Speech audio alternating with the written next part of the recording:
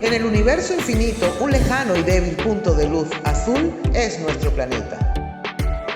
Gaia, nuestro real y único hogar y el que dejaremos para los que vendrán, si les permitimos.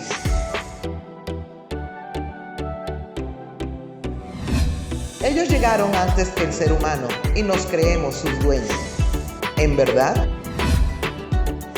Es tiempo de mirar adentro, de crear conciencia.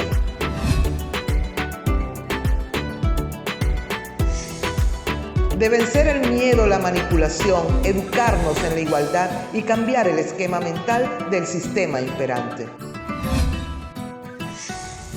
No somos nuestra mente ni los pensamientos encriptados. Basta de posverdades. Emprendamos el camino de retorno al equilibrio.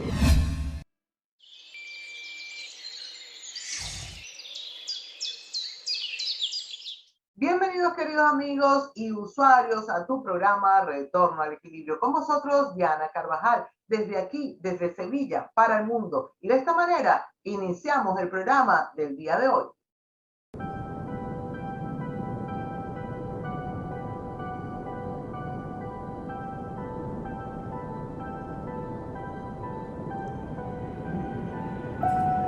Bien, amigos, el día de hoy dedicamos este programa a toda la isla de La Palma, a sus habitantes que se están viendo ante una prueba realmente impresionante de desapego. Cuando están viendo que aquellas propiedades, aquellos proyectos de vida que pensaban serían su estabilidad, se han visto derrumbados literalmente. Pero también aquellas personas que desde el corazón solidario están apoyando a quienes han tenido que desprenderse de sus mascotas, de sus animales de corral y les están ofreciendo cobijo. Aquellos albergues, aquellos refugios, aquellas asociaciones animalistas que nos han enviado una petición de apoyo. Para la próxima semana estará desde este espacio nuestra asociación Retorno al Equilibrio dándole las pautas para poder apoyar a estos compañeros que están luchando por la vida, por toda vida. Creo que la única enseñanza que no debemos olvidar nunca es que cuando la naturaleza da un paso hacia adelante, el ser humano, a pesar de toda su prepotencia, de toda su arrogancia, de toda su tecnología, no le queda otro que dar 5 pasos hacia atrás. Nuestro corazón con las palmas. Quédense con Retorno al Equilibrio.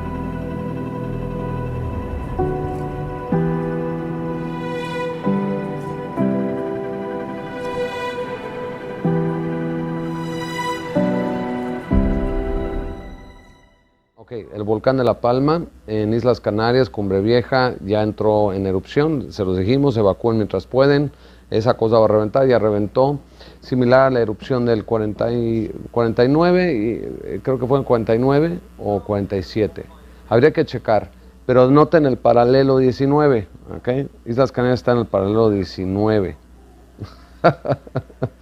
Ay, no tienen idea lo del 19, lo que he descubierto. Lo que he descubierto del número 19 se van a sorprender todos, no nada más todo México, todo el planeta.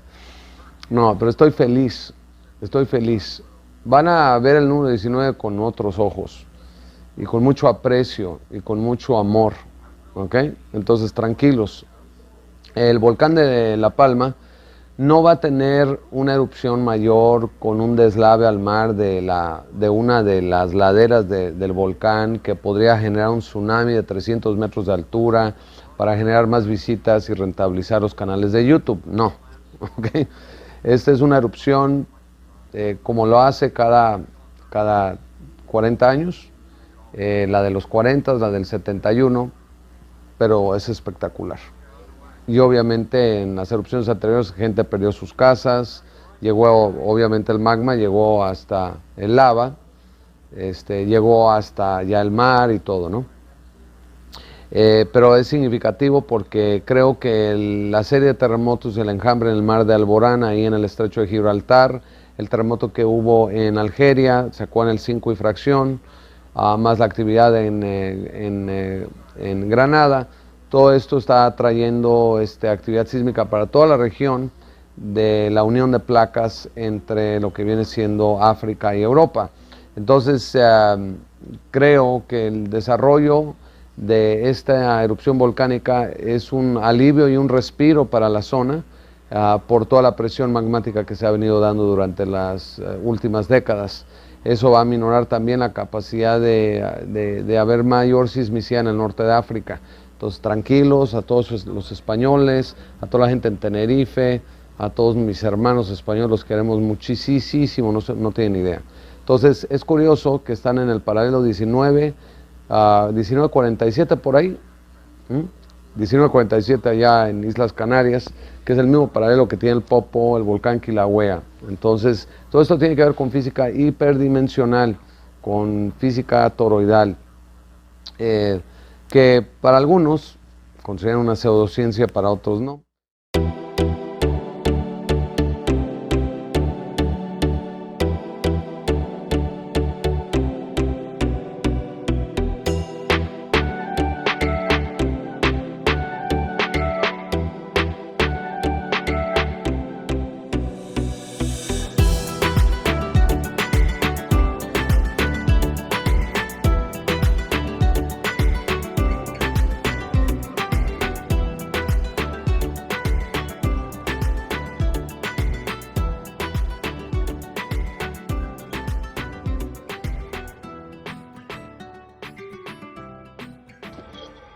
Bueno, pues se ve que el 2021 le tenía un poquito de envidia al 2020 y dice que tú has sido histórico. No, espérate que entro.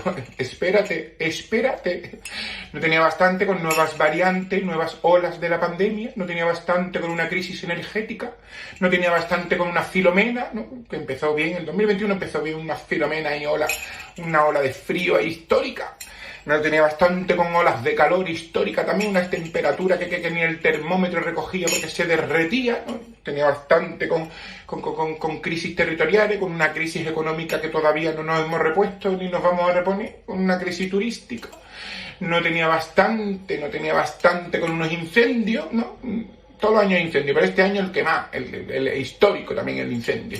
Bueno, pues ahora nos manda un volcán, aquí, para mantener la temporada arribita. Todavía falta octubre, noviembre y diciembre. Yo ya, si veo un zombie o un alienígena, yo ya no me voy a... Un volcán. Ya los epidemiólogos pueden descansar tranquilos, entran, calientas. Si eres vulcanólogo, que era una profesión que yo ni conocía, pero si eres vulcanólogo, calienta que sales.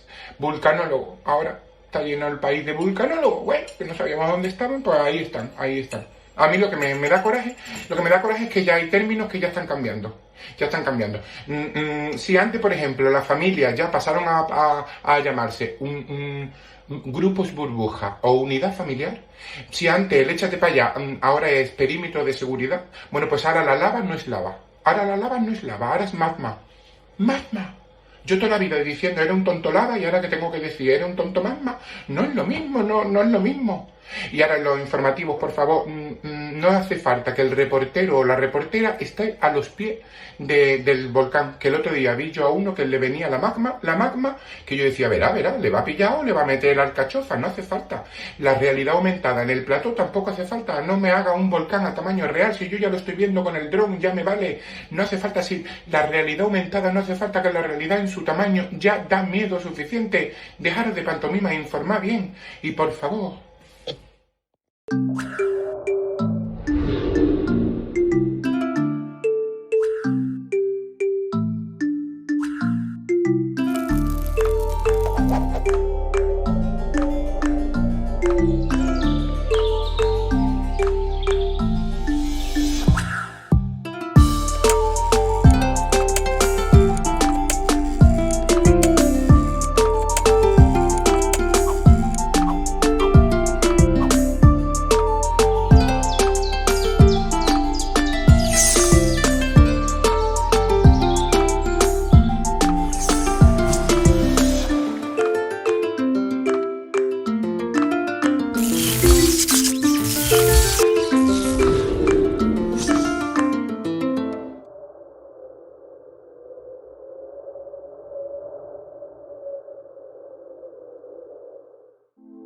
¿Quieres mantener a tu perro protegido frente a los parásitos externos? En este vídeo de Experto Animal, en colaboración con Vectra 3D, te explicamos todo lo que debes saber sobre las pipetas para perros. ¡Empezamos!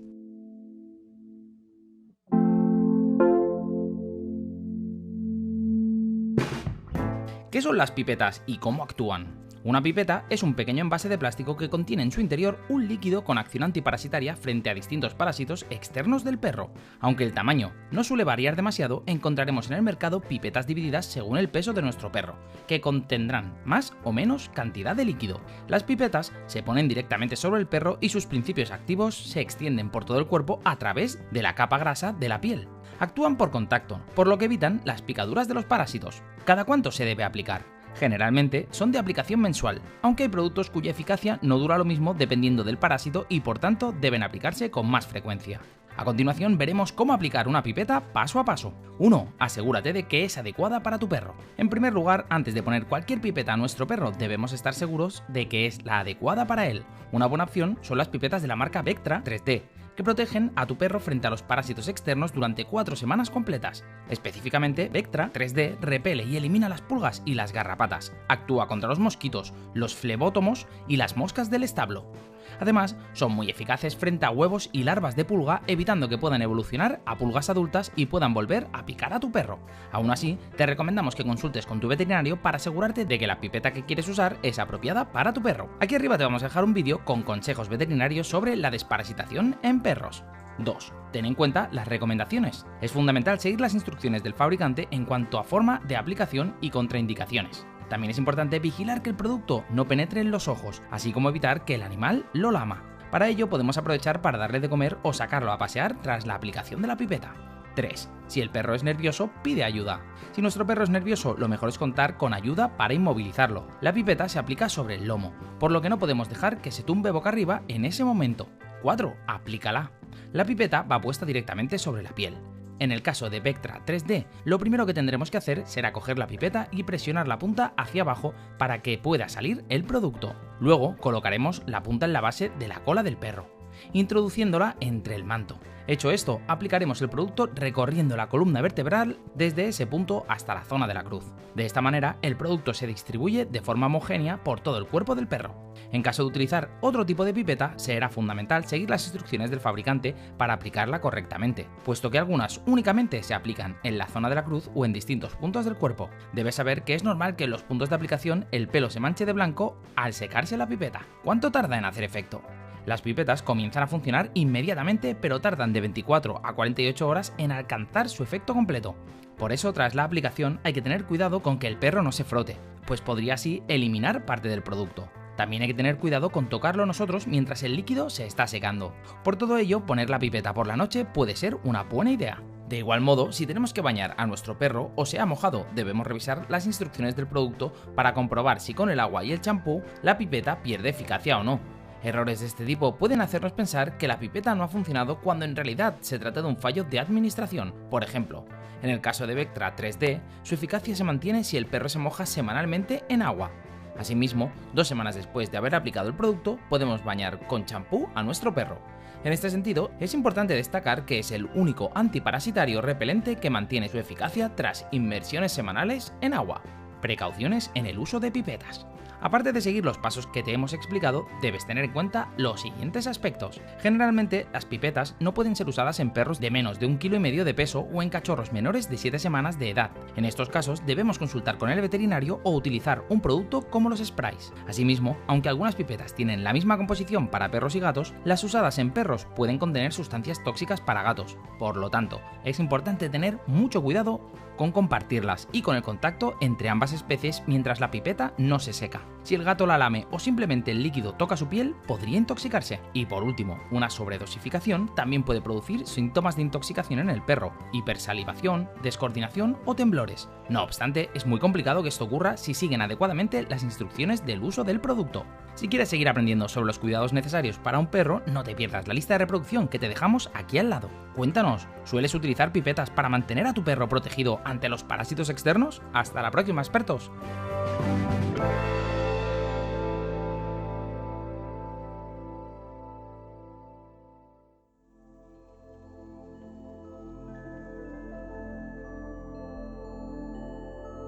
Porque la verdadera belleza nace en el interior, en Harmonies nos ocupamos de poner a tu alcance nuestra línea de productos y terapias para la belleza de cuerpo, mente y alma.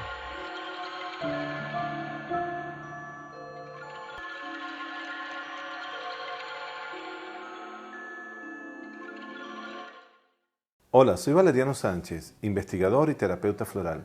Quiero presentarles hoy un producto llamado Auraflor. El Auraflor es una solución concentrada terapéutica de uso externo que vitaliza e incrementa la energía tanto del cuerpo físico como de los ambientes.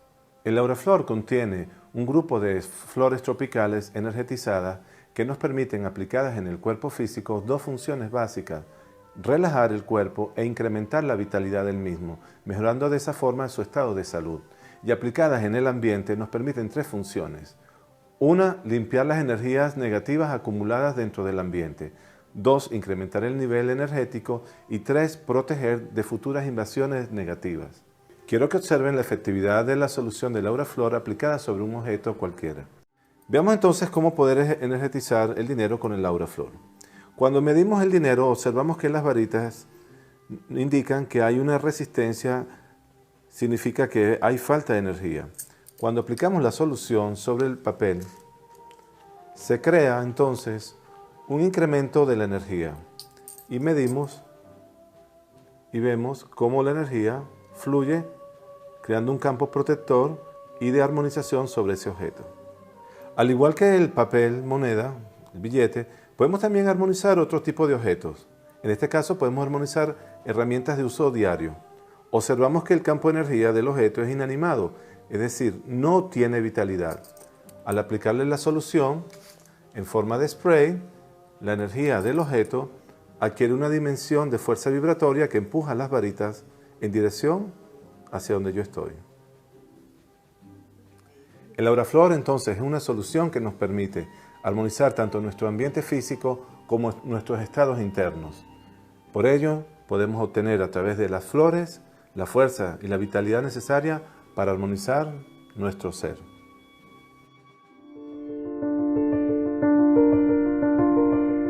Pues deciros ya 4 cositas acerca de las flores de Bach. Son remedios, como veis en la fotito, aquí hay varias fotos porque os quiero representar un poco todo. Son remedios como los que veis arriba a la derecha, que los veis en farmacias, seguro que los habéis visto alguna vez, pero también los venden en herbolarios. Las preparamos a partir de lo que compramos, de esta foto que veis, y hay 38 botecitos de estos que veis, hay 38 distintos. Voy a hablar mucho por y para las personas que no conocéis las flores de Bach, pero sé también que las personas que ya conocéis las flores de Bach y estáis aquí, vais a seguir extrayendo información de otro terapeuta que no sois vosotros, ¿vale? Como yo. Eso a mí me pasa también. Me encanta ir a distintas conferencias de flores de Bach, sea de partir de cero o sea para expertos, porque así vemos otras opiniones, ¿vale? Entonces, disfrutad. Continuando con lo que os decía, a partir de estas esencias, que hay 38 de estos botecitos distintos, y además existe otro que es el Rescue Remedy, que es amarillo, que muchas veces lo habréis visto anunciado solo en la farmacia, ¿no?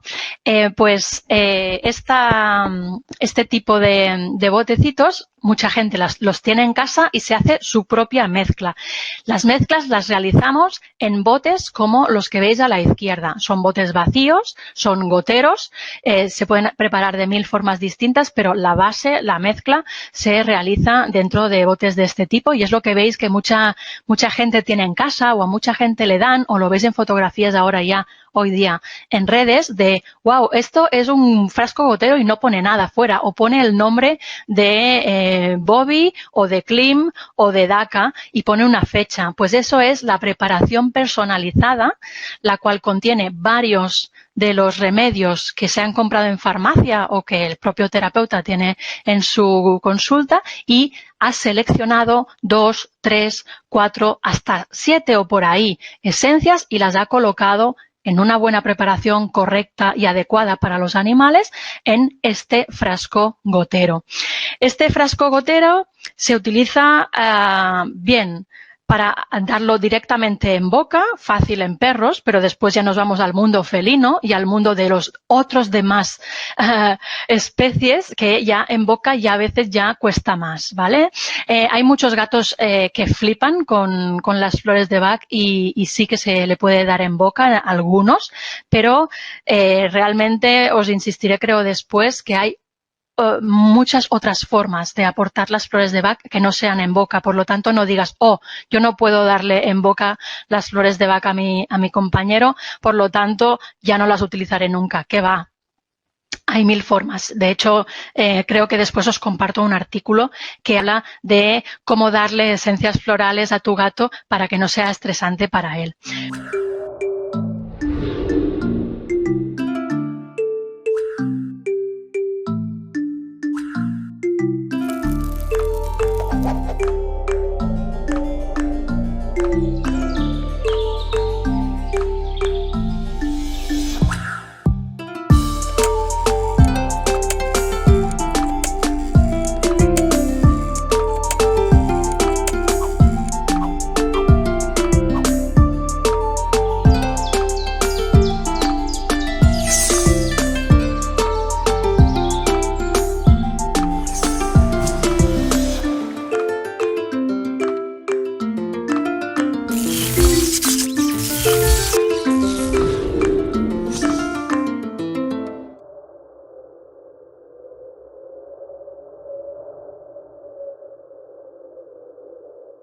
Y bien, amigos, en nuestro segmento de igualdad tenemos a la jurista, el abogado y quien es colaboradora de este espacio en Retorno al Equilibrio, Laura Luna, para conversar sobre una ley que se acaba de aprobar, entró en ejercicio ahora el día 3 de septiembre, y que habla de la protección a la infancia. Laura, bienvenida, muchísimas gracias por tu tiempo y tu colaboración. Queríamos conversar un poquito, que nos expliques, que la gente sepa realmente cómo va a funcionar esta ley, que a pesar de estar dentro del cuadro de protección a la infancia, tiene mucho que apoyar al tema de violencia de género y de igualdad. Efectivamente, buenos días y muchas gracias por contar conmigo de nuevo. Efectivamente, esta ley que se aprobó el 2 de junio de este año, de 2021, lo que viene a hacer es introducir en aras a la protección de los menores, de la infancia, una modificación del Código Civil respecto de las visitas con los progenitores de los niños cuando hay un procedimiento de fondo de violencia de género. Entonces, esta ley, concretamente esta modificación del Código Civil, del artículo 94 del Código Civil, entró en vigor el 3 de septiembre pasado, hace unos días, e introduce muchas novedades. Es verdad que estas novedades que introduce ya había muchos jueces que las venían aplicando y que las ponían en práctica en sus sentencias, pero es ahora cuando digamos que se ha obligado a los jueces a que estas medidas que muchos adoptaban desde esta perspectiva de género, pues que sea una imposición. No obstante, ahora lo veremos, tiene matices y no es todo tan, digamos, automático como parece. Pero en principio lo que se hace es introducir una modificación por la que cuando existe un procedimiento que atenta contra la vida, o sea, es decir, cuando hay un progenitor acusado de atentar contra la integridad física, moral, la libertad sexual del otro progenitor, se suspenderían automáticamente las visitas. Es decir, eso también implica no solo cuando esa acusación es respecto del hombre, sino también cuando esa acusación es respecto de la mujer, ¿vale? Es decir, de cualquiera de los progenitores, ojo. Entonces, sí es cierto que estadísticamente esto se produce y no hay discusión. Principalmente se produce respecto a la mujer, por eso tiene una relevancia mayor y práctica en los casos de violencia de género. Es importante, Laura, que digamos exactamente qué es lo que incluye esta ley, en qué consiste y cómo como juristas pueden aplicarlos y cómo lo puede manejar, tomar en cuenta en un juicio el juez. Pues mira, hasta ahora, hasta antes del 3 de septiembre, sí existía una serie de limitaciones en el tema de las visitas, custodias, más bien de la guardia y custodia, y era que cuando había un procedimiento de violencia de género iniciado, por ejemplo, en este caso violencia de género específicamente, no cabía la guardia y custodia compartida. ¿Vale? Hay una serie de requisitos para que la guardia y custodia compartida se dieran, y entre ellos no podía existir un procedimiento de violencia de género en el que atentaran contra la libertad, la integridad física, moral, en este caso de la mujer. No podía adoptarse un régimen de guardia y custodia compartida. Ahora, ¿qué es lo que se ha hecho?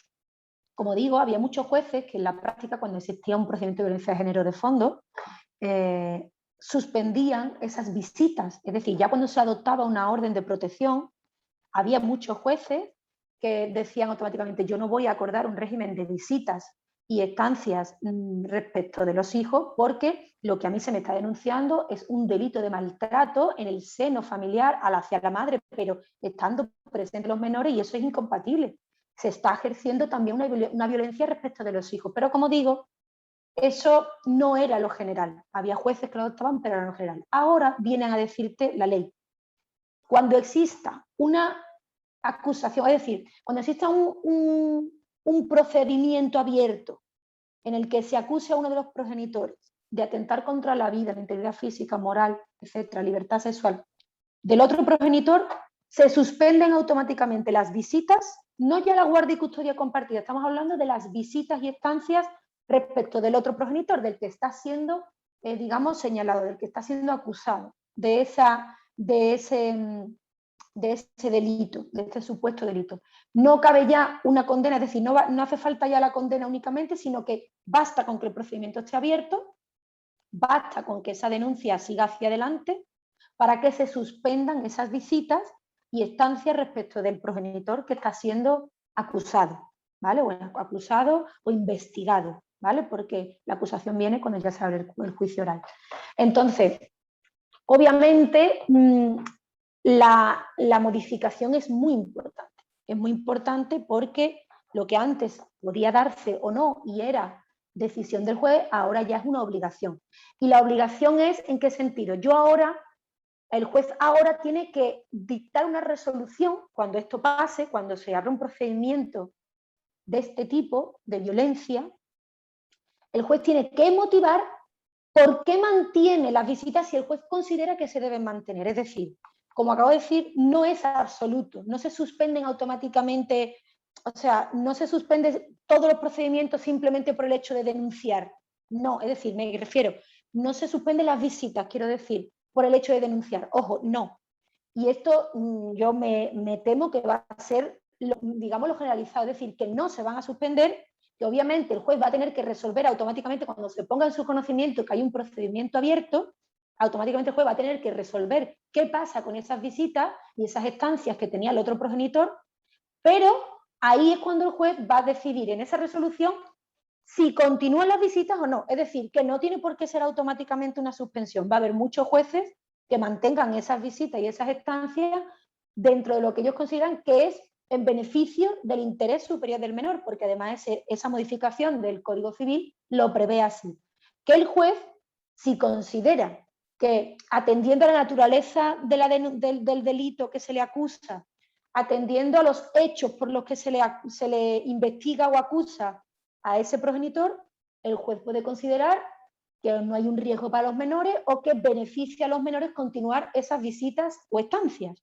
Así que, aunque hay sectores que ya automáticamente se han echado las manos a la cabeza y ya están diciendo discriminación, esto no puede ser, ojo, no es automático, no es absoluto, tiene que haber una resolución del juez para que se suspendan esas visitas y estancias, y el juez tiene que motivar no por qué las quita, sino por qué las mantiene. Esa es la diferencia, que el juez tiene que razonar por qué esas visitas y estancias se deben mantener, si quiere el juez que se mantengan. Y eso obviamente va a tener mucho en cuenta pues por qué hechos se le está investigando o se le ha denunciado o se le está acusando, y el juez va a tener que ponderar mucho esa acusación o investigación respecto del progenitor, obviamente.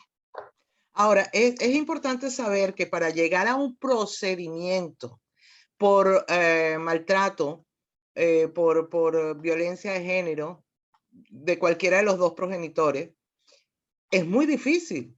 O sea, las pruebas, a veces tú puedes, ya hemos visto, bueno, el caso del parricidio que hubo en Barcelona. Hay mujeres o hombres, pero en muchas menos estadísticas lo marcan mucho menos, pero es un problema más que todo de la mujer, que hacen denuncias, pero de ahí a que se tome un proceso para que este valga y llegar a un juicio, el trecho es muy largo. Y mientras tanto estas visitas continúan y mientras tanto estos menores estamos viendo cada vez es como que se estuviera destapando una olla a presión, que estamos viendo cosas totalmente dantescas. Porque leyes tenemos. ¿Cómo es la practicidad real en el caso del día a día de una persona que esté sufriendo eso? Porque tú puedes tener denuncias, pero si esas denuncias no han abierto un procedimiento, ¿qué hacemos? Claro, es que antes, es lo que yo he comentado un poco, que eso hay que aclararlo, antes cuando la guardia y custodia era compartida, y he dicho que cuando había un procedimiento de violencia de género no podía adoptarse la guardia y custodia compartida, es cierto que ya una práctica, digamos, una parte de la doctrina y de la jurisprudencia venía diciendo que esa suspensión de la guardia y custodia no era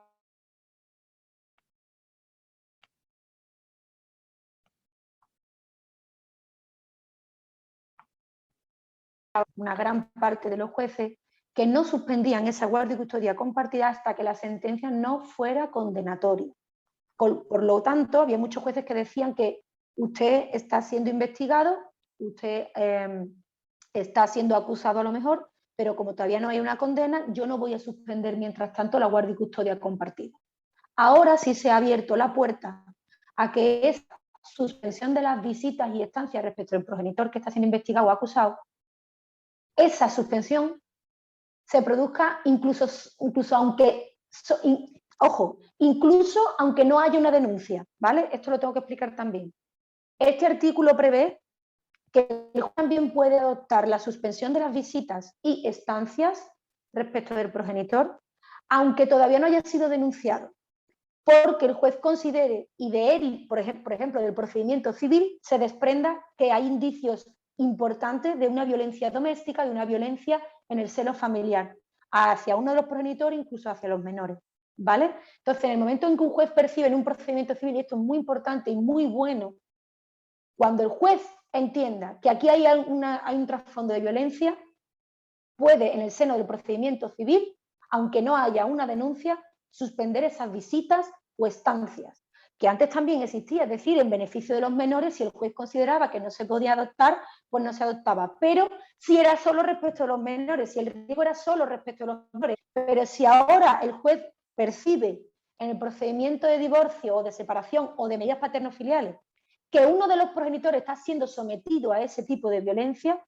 puede suspender también las visitas o acordar que no va a haber visitas ni estancias, ¿vale? No hace falta denunciar. Ahora se ha abierto la puerta no solo a antes de denunciar, sino que también puede ser mientras está siendo investigado o acusado, no solo cuando hay una condena, que es lo que pasaba con las guardas y custodias compartidas, que en la práctica, en principio, cuando se adoptó la ley de la no adopción de la guardia y custodia compartida, cuando había procedimiento de violencia de género, al principio sí se adoptaba automáticamente la suspensión, es decir, no cabía guardia y custodia compartida, pero luego en la práctica la doctrina y la jurisprudencia fueron, digamos, yendo en otro sentido y diciendo que solamente cuando hubiera una condena se suspendería esa guardia y custodia compartida. Ahora, como digo, con esta modificación y en este sentido de protección a la infancia, de protección a esos menores, es incluso antes de existir una denuncia esa suspensión. Y como digo, es el juez el que tiene que motivar por qué sí hay visitas, ¿vale? También es cierto que no va a ser fácil para las partes, cuando no hay ni siquiera una denuncia, que el juez adopte estas medidas, porque claro, el juez querrá tener pruebas, indicios, y en el momento en que tenga pruebas automáticamente hay un procedimiento penal abierto. Esto es así. Pero bueno, que se abre también la puerta a eso. Ahora habrá que ver una vez que esto empieza a funcionar, llevamos varios días, en muy poco tiempo, y esto el tiempo, o sea, la práctica lo va a poner más claro, es cuál va a ser realmente la postura de los jueces. Yo me temo que, igual que pasó con las custodias compartidas, aunque este artículo abarca más posibilidades, es decir, es más específico, abarca, como te digo, antes de la denuncia, una denuncia, investigación, acusación, incluso condena, habrá muchos jueces pues, que obviamente tengan su interpretación. Y como además es muy amplio ese interés superior del menor, habrá jueces que, aunque exista una denuncia, aunque exista una investigación, una acusación, pues que considere que los menores obtienen más beneficios continuando con las visitas y estancias con el otro progenitor. Así que esto el tiempo lo va a decir, todavía es muy pronto. Fíjate, nos escribieron como reacción al programa anterior, en el que estuvimos un poco, vimos toda la hora del espacio radial, y estuvimos hablando, desglosando más que todo la parte de violencia de género, los procedimientos, las custodias compartidas. ¿Qué es necesario? Es lo que nos preguntan nuestros followers y oyentes. ¿Qué es necesario para considerar violencia? Porque cuando hablamos de violencia, la gente se imagina siempre la violencia física. Y sabemos muy bien que hoy en día el gran flagelo que existe no es los golpes. O sea, ya existen, pero no es los golpes. Es la violencia psicológica, el acoso, el menosprecio, la violencia vicaria, que esto ha despertado muchísimo controversia en discusión de nuestra sociedad en toda la nación, en España, desde que sale el documental en el que se pone en la palestra, en medios de comunicación nacionales privados, la palabra violencia vicaria se ha utilizado para ambos lados, ¿vale? Existen precedentes y sabemos de muchos casos que está la instrumentalización de un menor para hacerle daño a la madre. Eso es una violencia. Ahora, eso se puede transcribir para una denuncia, para que entre en este proceso y pueda tener cabida a la hora de las visitas, o eso sigue siendo algo que está transparente, etérico, abstracto. Es que de por sí ya, como tú has dicho, la violencia de género, en este caso, cuando es psicológica es muy difícil de probar y es muy difícil conseguir condenas, porque nuestro sistema, nuestra sociedad no está todavía preparado o, digamos, no ha asumido todavía ese tipo de condenas. A ver, te explico. Todos sabemos, y tú lo has dicho, que la mayoría, yo creo que la mayoría de los casos de violencia de género, el maltrato psicológico ha sido lo principal, si no lo único, que se ha producido en el seno de la familia, de la pareja, ¿no?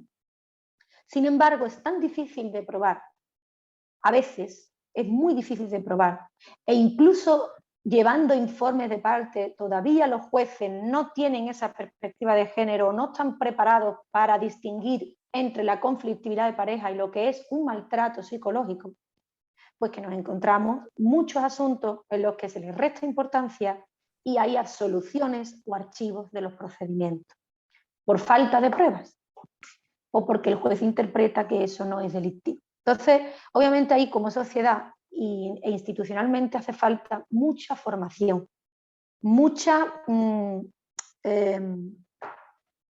digamos, formación de la sociedad y de la judicatura y de la abogacía y de todos los operadores jurídicos que intervienen y de las fuerzas de seguridad que intervienen en procesos de violencia de género. Hace falta mucha más información y mucha más perspectiva de género para que esto avance. Entonces, si ya de por sí es difícil en los procedimientos de violencia de género, pues obviamente, aunque este artículo se introduzca, no va a ser la panacea. Es que esto no va a ser exitoso 100%, por lo menos por ahora tenemos que seguir avanzando. Esta modificación del artículo que se ha introducido precisamente viene causada, o digamos, también es producto de procesos, o sea, de casos mediáticos que hemos tenido recientemente, en los que al final, para hacer daño al otro progenitor, se ha usado al menor, haciendo daño al menor, matando, maltratando, etcétera, etcétera. Entonces, claro, por eso esta protección de la infancia, porque al final, y esto es una realidad, cuando hay violencia en el seno familiar, cuando hay de un progenitor a otro violencia, y sobre todo, que es lo que se suele dar más, cuando hay violencia de género, al final los menores lo están percibiendo, los menores son víctimas también. Y lo que se pretende con esta ley es proteger a esos menores. Esto no es una cuestión de discriminación hacia un progenitor concreto por razón de su sexo, que no. Es decir, me quiero referir que habrá mucha gente que esté diciendo, es que al hombre se le está... No, mire usted, estadísticamente son la violencia de género, es decir, la violencia contra la mujer, en la que estadísticamente es apabullante. No es que no exista hacia el hombre, es que apabullante la violencia contra la mujer. Por eso estas medidas de discriminación positiva, por eso esta necesidad de medidas y políticas sociales.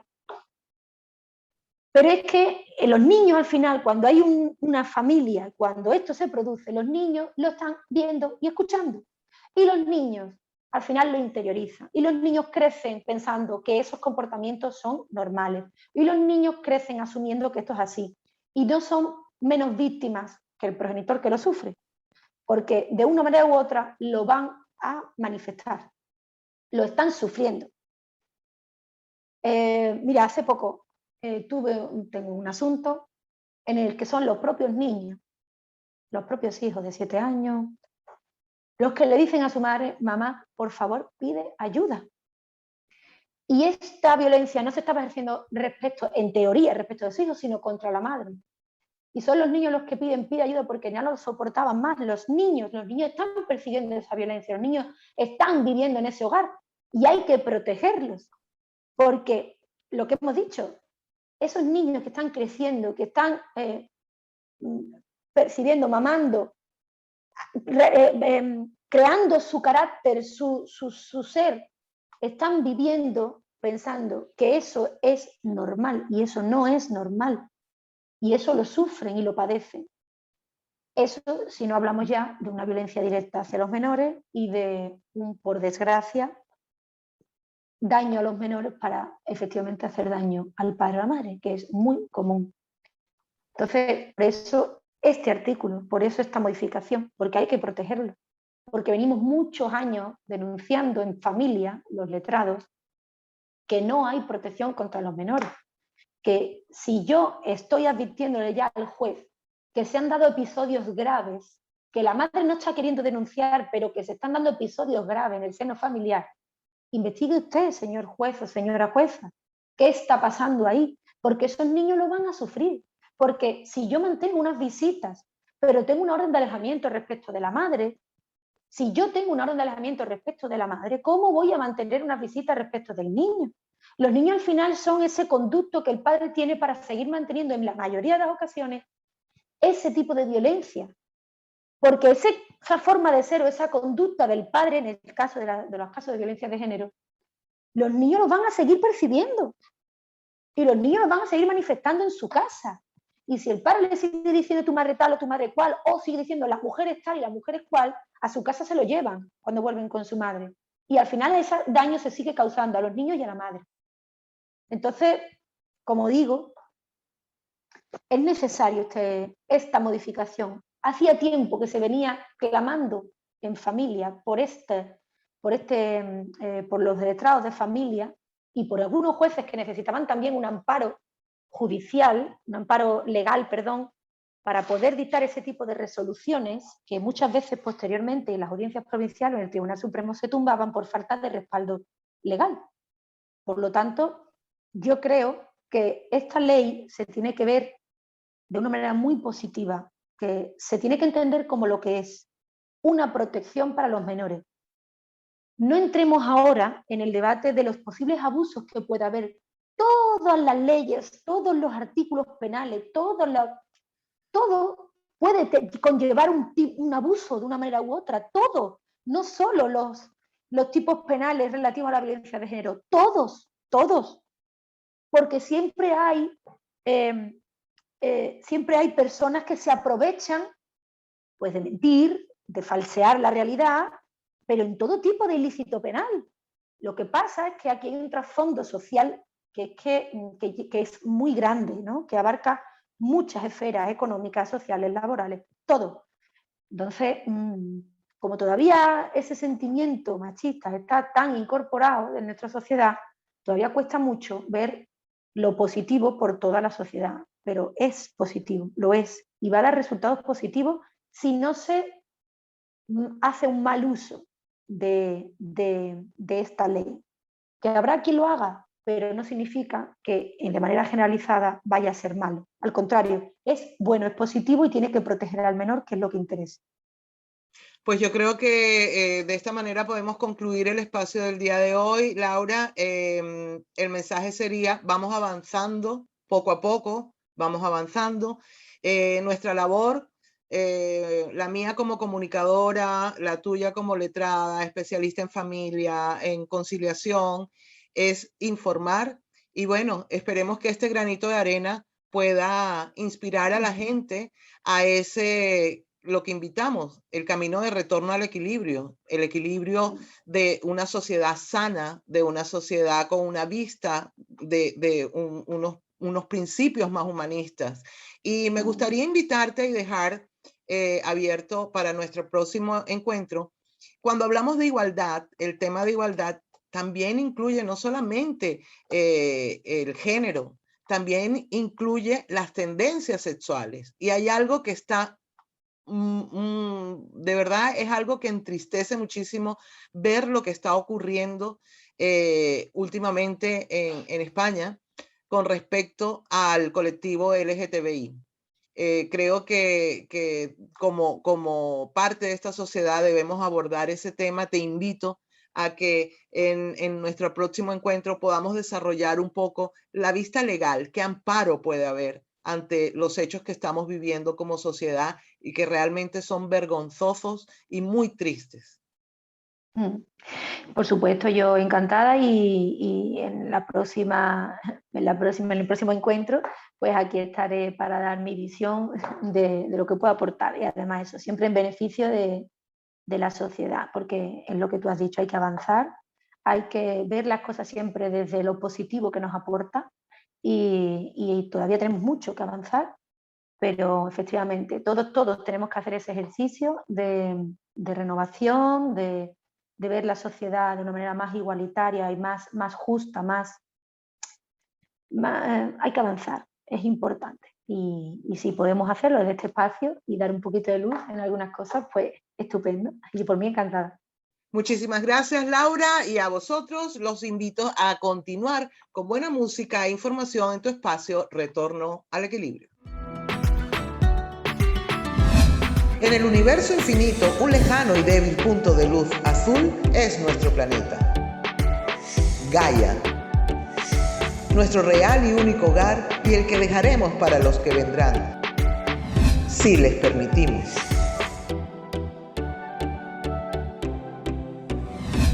Ellos llegaron antes que el ser humano y nos creemos sus dueños. ¿En verdad? Es tiempo de mirar adentro, de crear conciencia.